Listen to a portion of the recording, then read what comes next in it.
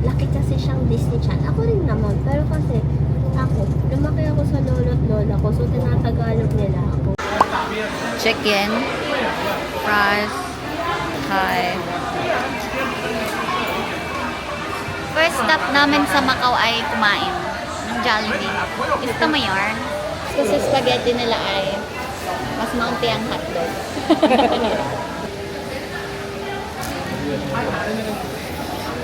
Parang chicken.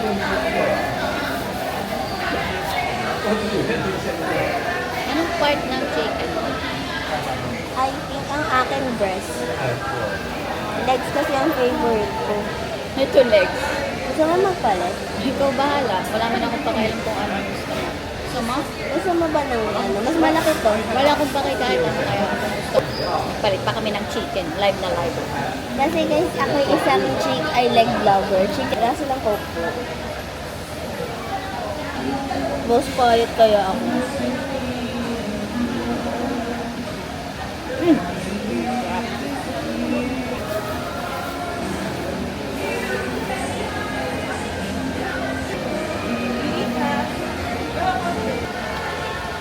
Tayo ko na hindi kumakain ng peach mango pie. Ha? Hindi ako umorder nung umuwi ako last time.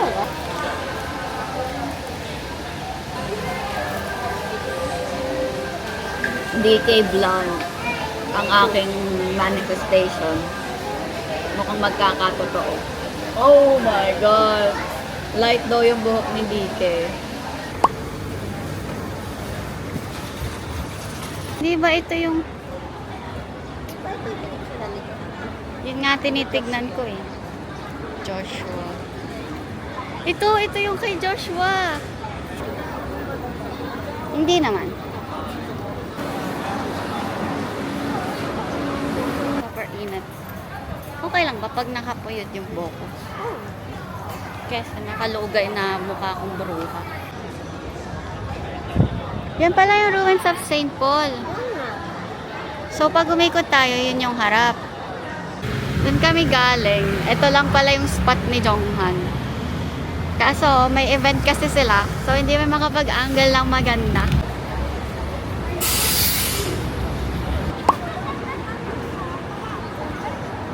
Mga kuripot kami. Ngayon naliligaw na kami. Oh, ito lang din. Sige po sa airport. Ano oras pa lang flight sa Monday? Gabi pa po. Sige, na eh. Sige po, 10 po ata kami. Magkita na lang po Magkita tayo. na tayo. Sige po, bye-bye po. Ingat po. Oh my God, totoo na yan. Paris? Next year, totoong Eiffel Tower na. Dahil from Dubai, maglalakad siya pupunta. Lalakad ako papuntang Paris. Kiniklaim ko na. Ito ang aking manifestation video. Nakita kami ng karat, nag-agawan pa kami dun sa spot. Nakita ko lang yung D8 pin niya, kaya sabi ko, si Ate Karat, si Ate Karat. Nagahay na siya, nakangiti na siya sa akin. Hindi ko gets kung bakit siya nagaha. Nakangiti sa akin. May something ba sa face to? Kinagsalamin ako using yung DJI. Sabi ko, meron, ba't nakangiti siya sa akin? Ay, nakikita siya sa aking ribbon. Baka Ayun nakikitan pala, lang dahil siya. nakatingin siya sa photocard ko si Tam Tam. Oo. Tsaka si Minjot si Vernon. Ito ang next manifestation video ko about the real London next year. Ikaw, anong manifestation video mo? Mag-Europe tour kami sa 2028 eh. Kaya alam kong pupunta kami. Ako hindi, wala kasi akong Kasi kasama. kailangan ko Hindi po kami pupunta dun Ay, hindi eh. kayo pupunta doon. kasi laglag na ba sila? Tangin, Phoenix nga at saka Brooklyn. Gusto niya magpakasal dito sa Macau. Lahat sila nandito sa may Venetian para mag-Victoria. Oh my God, nasa may Kai Tak Stadium. Stop kami. At sunod-sunod sila. Halika, lalakarin natin. Bakit wala raw si June? Ayan, si June malaki. Pwede na niya, si D8. Si D8.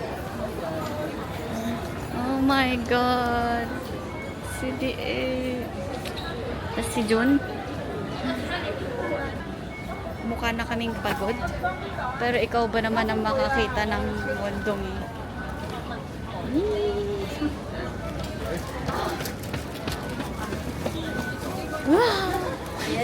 for the first time and forever. Tapos may malaking minggi dito. Guys, Ikaw lang alang araw kami hindi nag-away, pero nagsusungitan lang kami pag pagod na kami. Ngayon kami mag-aaway kung alin ang trading card na pipiliin namin. Dahil dadabog na naman to Oo, kapag pag nakuha hindi ko mo si nakuha. Scoops. F. Sure ka na dyan? Unbox naman natin. Saan ba harap? Ito. Oh my gosh, nakaitim yung buhok nung nakuha ko. Nakita ko na siya, yung noon niya. Si Mingyu. Oh, si DHC. Joshua! From LA. Si Tita Joshua. Mukha siyang tita dito. The 8. Shuming Parang, ay, hindi ha. pala. Mas Wow, you're biased oh na. my God, DK, yung Sino aking baby. Diyos ko po. Pogi ni Jun dito. Ganto yung sa piket niya. Oh, yan, Nakikita di mo nyo na ba yan? kailangan. Baby ko yan. Bago ko pa nakita, iniiyak-iyak at ko ba't ka Ang pangit ng quality ng trading cards. Mas magpara siya yung binibili mo lang sa Shopee. Mm. Chiren?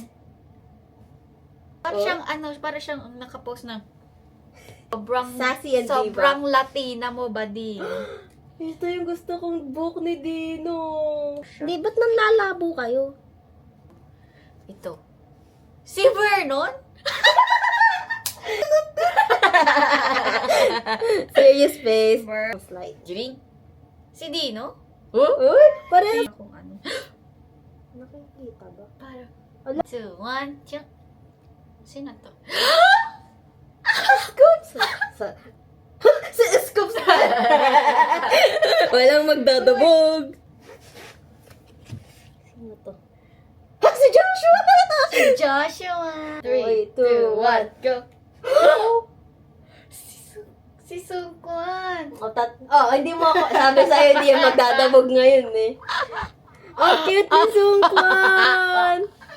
Ang sakit ng hita ko, Sungkwan. Ang cute. Isang araw pa kami magtitiis ng gutom. Ito talaga, gustong gusto ko itong minggi na to. Itong photoshoot na to. Parang bang you can look but you can never touch. Natikman niya to, magbabago ang buhay niya. Yeah, pwede na akong magpahinga. Oh, pasensya na kung naabala ko ang pagpapahinga mo ha. Guys, bumali ako ng t-shirt. Makikialis. Alam niyo bang iniyakan ko to nung matulala. Ang daming sold out na nung dumating kami. Mas maganda sana siya kung black. Sino ba nag-isip ng gray? Pasensya ka na kung sino mang marketing team nila. Ang pangit pati hindi man lang kita yung print. Nilalagay ito sa light stick ha. Baka akala niyo isusuot kong Hindi, ganito si ay alam niyo ba, sobrang sikat ng 17 na patunayan namin. Lahat ng pop-up nila hiwa-hiwalay. Tapos lahat- may pila. Display Kwento pa. mo ang ating airside experience. Bibili ako ng teddy tails. Mukhang sa air talaga tayo pupunta. Kasi, wala din ako makapag-navigate dahil lobat na yung phone ko. Sabi ko, sige, ikaw mag-navigate. Di sabi niya, hindi pa rin tayo sumakay ng train. Lika, sakay tayo ng train. Sumakay kami, one stop. Na-distract kami. Nakita namin si Mingyu, si June, si D8, si Wono. Tapos, palabas na kami dun sa isang exit. Sabi niya, ay, hindi Pinalimutan mo yata naman si dito. DK. Ay, si DK pa pala, DK my love. May Si DK. universe pa nga nakalagay doon. Sabi mo, babayasin mo na siya. Babayasin. Parang bibayasin ko na si Dun. Malapit na kami dun sa isang exit. Sabi ko, ito na ba? Sabi niya, hindi. Dun sa kabila. Dilakad kami dun sa kabila. Nakakita pa kami ng malaki niya. Nagpa-picture pa siya. Sabi niya, picturean mo ko dito kasi walang nagpapa-picture. Lakad natin. Andito naman na tayo. Masaya naman ako at nakita ko si Wono. Lakad kami. Sabi namin, may sogo pala dito. Yung parang kabilang branch. Sabi pa niya, pwede kaya tayo lumusot dito para may shortcut. Sabi ko, para namang ako yung lokal sa pagtatanong niya na para bang nakapunta na ako doon at alam kong pag dito kami lumusot ay makakarating kami sa paroroonan. Tumawid kami doon sa kabilang side kung saan may main road. Lakad-lakad kami, lakad-lakad. Sabi niya, parang ito yung nasa harapan ng station. Sabi ko, ilang minuto ba ba? Sabi niya, 2 minutes away. Sabi, dapat nasa right mo. Pagtingin namin sa right, walang tatawiran. Tapos, yung tinitilan na yung maps, nasa left. Pero nakalagay din sa itas. Yun, on airside is on your On right. your right. Ayun yung airside. May nakita na akong airside. Ngayon, sabi ko, pwede ba tayong tumawid dito? Baka ma-jaywalking tayo. Sabi ko niya, para siyang yung ikutan ng sasakyan. Nagmukha kaming taxi! Gumanon po kami. Walk namin sa mall. Puro aso. Puro aso. Ang dami ko. Naka-stroller. Hindi mo kakayanin. Mayayaman ang may-ari. Isang aso meron siyang bag na LV. Oh, daig. Ako nga, wala kong LB kahit ano, kahit fake. Nasan ba yung teddy tails? So sabi niya, dalawa pang building na gano'n. Sabi ko, nasa kabilang building? Tas, pagbaba namin, ang dami na namang aso. Nakarating na kami doon. Tapos sabi ko, siguro dire-diretso lang. Paglabas namin, nandun. O, di okay. Nahanap na namin yung pop-up. Shopping siya. Pili siya. Anong gusto niya. Ngayon, ang challenge, paano kami babalik sa station? Google. 3 minutes walk. Sabi ko, kaliwa kanan. Sabi niya, sige, naglakad kami ng konti, tapos likod-likod kami. Sabi, hindi ba yung station? Bakit? Pasok kami ng station. Baba kami. Nakita namin si Mingyu. Doon sa kabilang side na hindi namin inexitan. Kung saan pa kami napunta, Mingyu. Yun yung unang picture ko kay Mingyu doon. Meron pa siya, ang ganda-ganda pa ng pagpo-post namin doon sa Mingyu na yon. Yung pala ang magiging curse na Mingyu namin. Ayop na yan. Sabi ko, girl, ang layo ng nilakad natin. Siguro mga 10 to 15 minutes kaming umikot. Na pwede naman pala namin gawing in 3 minutes. Alam niyo yung mga Google Maps at Apple Maps, minsan hindi siya reliable. Minsan pinadaan kami sa isang eskinita na hindi mo malaman kung may sasaksak ba sa likod mo pag ikay nakalampas. Alam niyo ba, in-anxiety ako nun bago kami Para mag-itchiran makarating na kami sa namin. Itchiran. Sabi ko sa kanya, kaya bilisan mo si Kuya, parang nakakatakot. Kuya, nakakatakot daw. Mukha siyang gang member na pupukpukin kami sa ulo. Alam mo, Day 11. Di sa mga day pauwi na, sakay na kami train, mababa kami ST. Tapos, madami siyang exit. Sabi ko, saan tayo exit? Sabi niya, basta N, N3. N3. Then P, tapos N, diretso N. Tapos yung N, merong 1, 2, 3. Parang yung isa ay papuntang Hanoi Road, tapos yung isa ay Nathan Road. Tapos, pagtingin namin, ayan, K11.